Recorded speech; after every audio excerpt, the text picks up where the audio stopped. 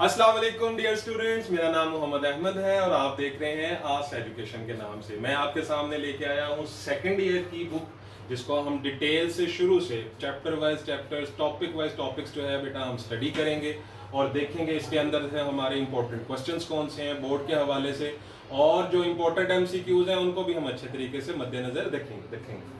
तो चले स्टार्ट करते हैं। मैंने अपना जो सेकंड, जैसे कि आप सब जानते हैं कि हमारे सेकंड ईयर में हमारे कंप्यूटर की बुक के दो मेन टॉपिक्स हैं। पहला है डीबीएमएस और दूसरा है सी लैंग्वेज।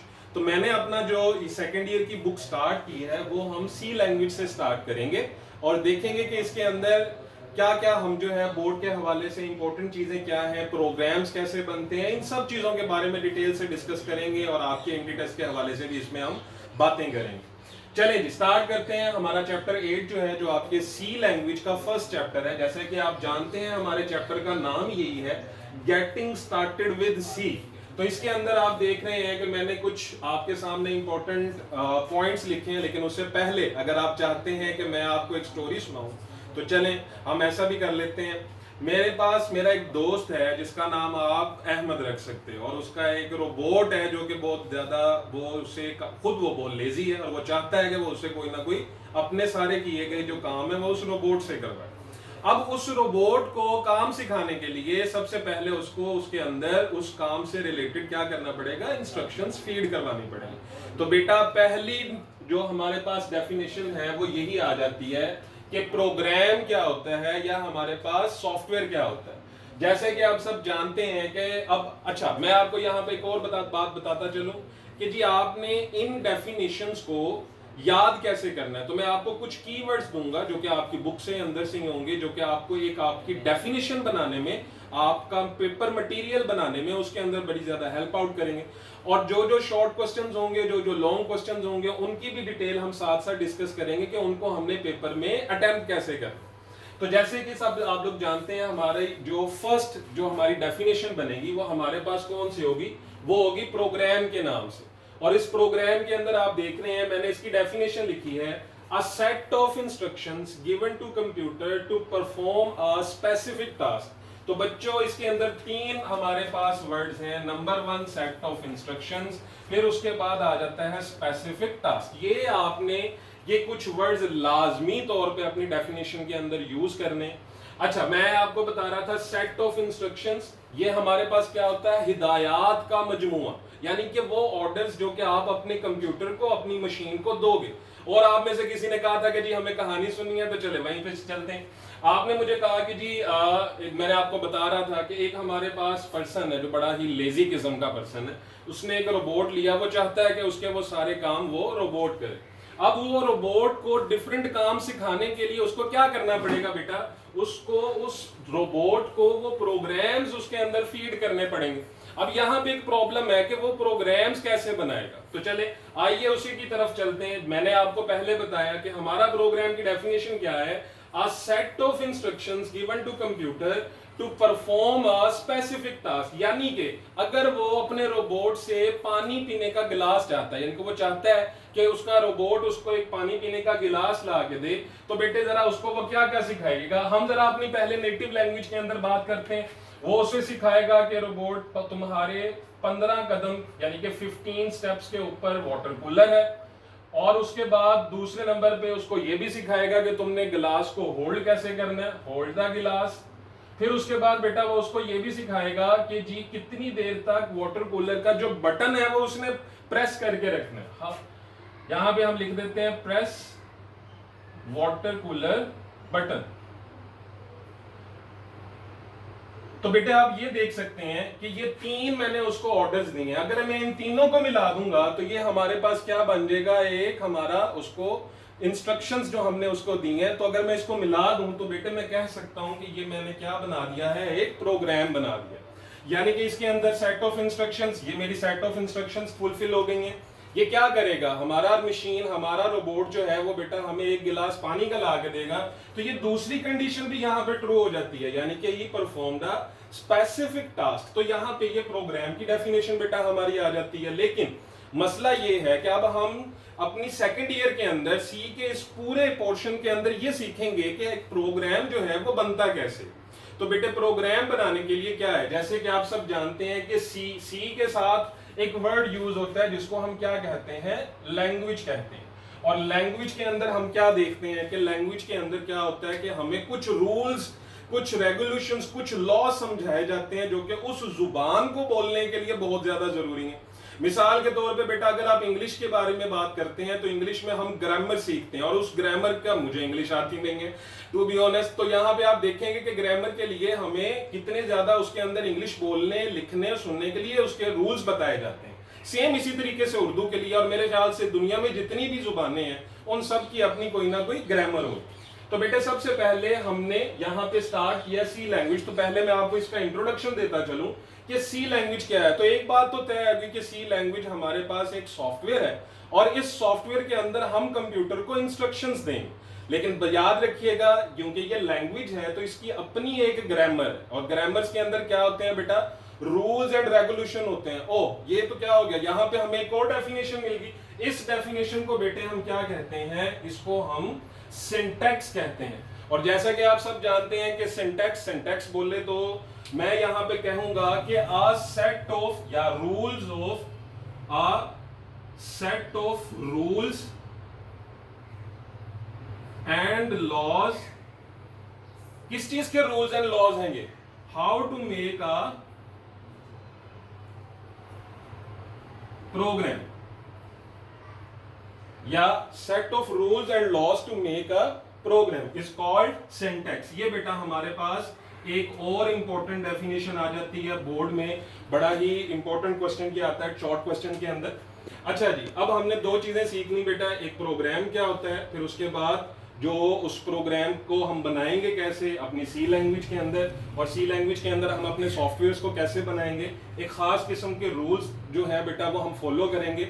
उन रूल्स के तहत अपने कंप्यूटर को, अपनी मशीन को हम क्या देंगे, इंस्ट्रक्शंस देंगे, और वो मशीन जो है बेटा उनके अकॉर्डिंग जो है उसको फॉलो करेगी, और वो हमारा स्पेसिफिक टास्क जो है वो परफॉर्म कर देगी। उसी को हम क्या कहते हैं, सॉफ्टवेयर कहते हैं। लेकिन अब हमें ये पता है कि सेकंड ईयर के अंदर हम ये किस चीज के बारे में सीखेंगे, वो है सी लैंग्वेज। तो यहाँ पे बोर्ड में सी लैंग्वेज की हिस्ट्री से रिलेटेड बड़े इंपॉर्टेंट शॉर्ट क्वेश्चंस भी आते हैं और एमसीक्यूज भी आते हैं। तो मैं आपको पहले एमसीक्यूज के बारे में लेके चलता हूं, या मेरा बेटा आप ये कह लें कि हम पहले इसकी जो है हिस्ट्री के बारे में जानते हैं, आखिर ये कैसे, ये वाला जो है बेटा आइडिया उस दौर के साइंटिस्ट के दिमाग में आया, और उन्होंने इस सी लैंग्वेज को जो है बेटा आपके सामने पूरी दुनिया के लिए जो है वो इंट्रोड्यूस करवाया।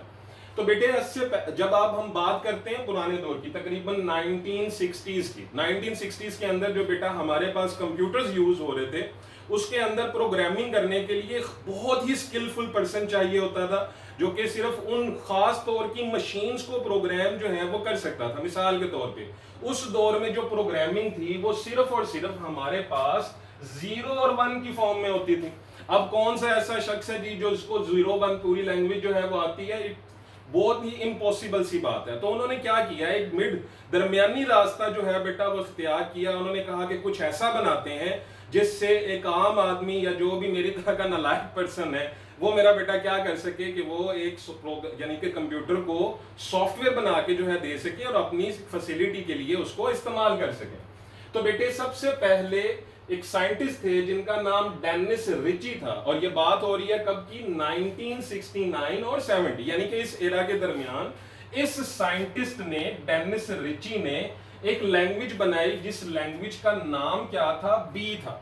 ठीक है ना, सी नहीं था, बी था। जो हमारी सी, आज की जो सी है, इसकी जो बेस है, यानी कि ये जिन रूल्स के ऊपर काम कर रही है, वो हमारे पास कौन सी लैंग्वेज है, बी है। तो ये बड़ा इंपॉर्टेंट बेटा शॉर्ट क्वेश्चन, एमसीक्यूज के बारे में आपसे पूछ सकते हैं कि बी, हमारी जो सी लैंग्वेज है उसकी बी बेस जो है वो हमारे पास किस लैंग्वेज के पास से आ रही है, तो वो बी थी।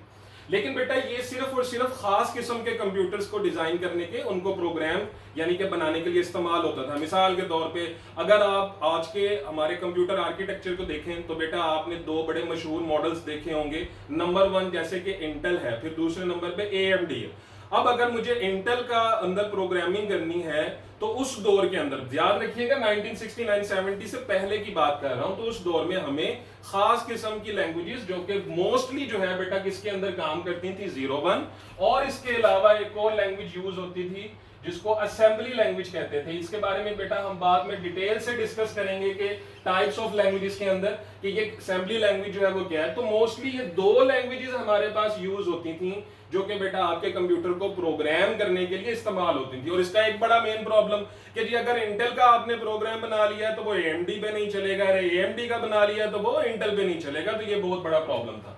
तो हमें इस चीज को क्या कहते हैं, यहां से याद आया, यहां पे तो हमारा एक और MCQs बन रहा है। उस MCQs को क्या कहेंगे कि ये मशीन डिपेंडेंट हैं। ये वाली जो लैंग्वेजेस थी पुरानी हमारे पास, जो कि 01 और असेंबली लैंग्वेज के ऊपर काम करती थी, ये हमारे पास मशीन डिपेंडेंट लैंग्वेज है। लेकिन हम जो सीख रहे हैं या जो हम जिसके बारे में बात करेंगे वो सी है, ये मशीन इंडिपेंडेंट है, यानी कि ये मशीन के ऊपर डिपेंड नहीं करती। इसके लिए कोई इंटेल AMD नहीं है। थोड़ा बहुत बस फर्क करके हम इंटेल का प्रोग्राम AMD के ऊपर भी चला सकते हैं। तो खैर ये बेटा हमारे पास थोड़ी सी इसकी हिस्ट्री थी। आइए उसके बाद जब उन्होंने देखा कि इसके अंदर कुछ हमारे पास फ्लॉज हैं, कुछ कमियां हैं, तो बेटा उन्होंने इसको पूरा करने के लिए 1972 के अंदर इसका अपडेटेड वर्जन निकाला, जिसका नाम उन्होंने क्या रखा, सी रखा। और ये काम खास तौर पे उस दौर में किस लिए किया जाता था कि अब आपको यहाँ पे आपने फर्स्ट ईयर में बेटा दो डेफिनेशंस पढ़ी होंगी कि सॉफ्टवेयर की दो टाइप्स हैं, एक सिस्टम है और एक एप्लीकेशन है।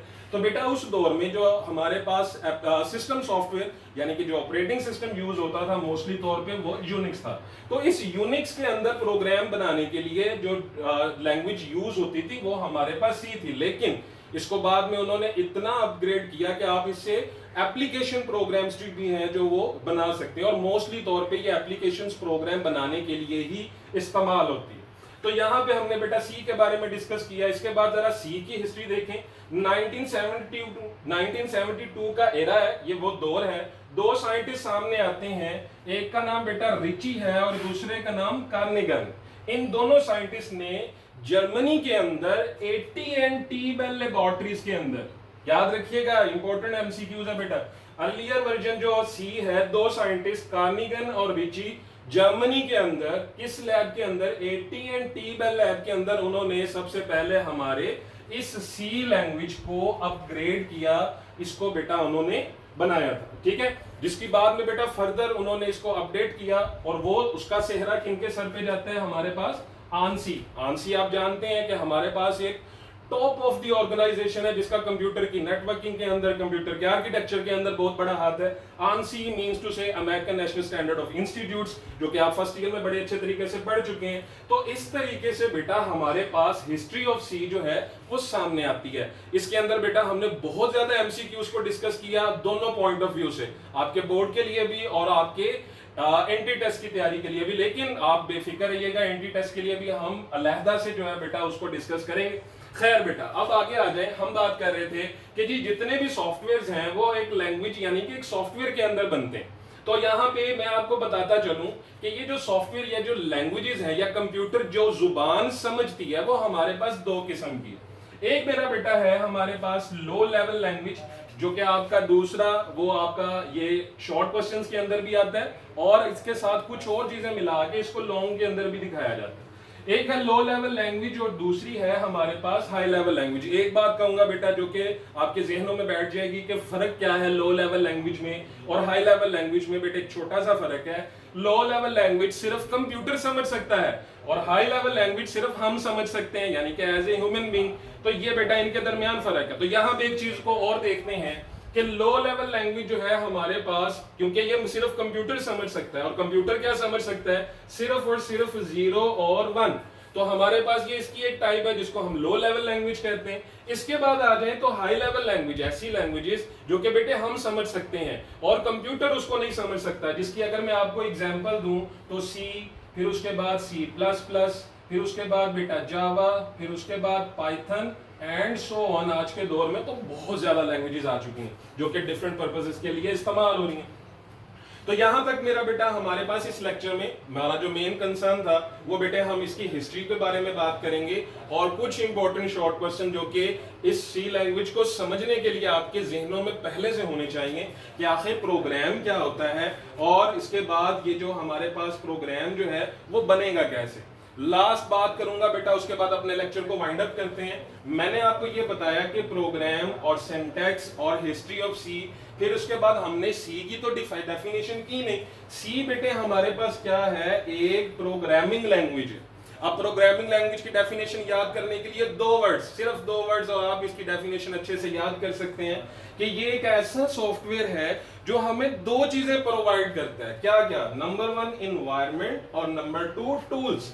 ये दो चीजें सिर्फ हमें देता है जिसकी मदद से हम एक सॉफ्टवेयर बना सकते हैं। मिसाल के तौर पे ये हमें एक ऐसा इन्वायरमेंट देगा जिसके अंदर रहते हुए हमें कुछ ये टूल्स भी देगा। उन टूल्स को इस्तेमाल करते हुए बेटे हम क्या बना सकते हैं, अपना सॉफ्टवेयर बना सकते हैं। और जैसा कि आप जानते हैं, कोई भी चीज बेटा जब आप क्रिएट करते हो, नई बनाते हो, तो आपको दो चीजें चाहिए। कौन कौन सी? नंबर वन इन्वायरमेंट और नंबर टू टूल्स। अब इन्वायरमेंट, मिसाल के तौर पे अगर आपने बाइक बनानी है, आपकी बाइक खराब हो चुकी है, अगर आपने खाना बनाना है, तो आपको उसको भी बनाने के लिए दो चीजें चाहिए, इन्वायरमेंट और टूल्स। अगर मुझे खाना बनाना है तो बेटे मैं ऐसे इन्वायरमेंट में जाऊंगा, वो हमारे पास क्या है, वो हमारा किचन है, जो कि हमें इन्वायरमेंट भी देता है। और आप यकीनन मेरी बात से इत्तेफाक करेंगे कि वहां पे हमें खाना बनाने के टूल्स भी मिलते हैं।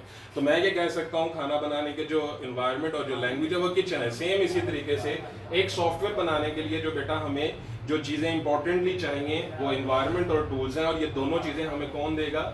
सी लैंग्वेज जो है वो हमें देगी। अपनी दुआ में मुझे भी याद रखिएगा। थैंक यू सो मच बेटा। अल्लाह हाफिज।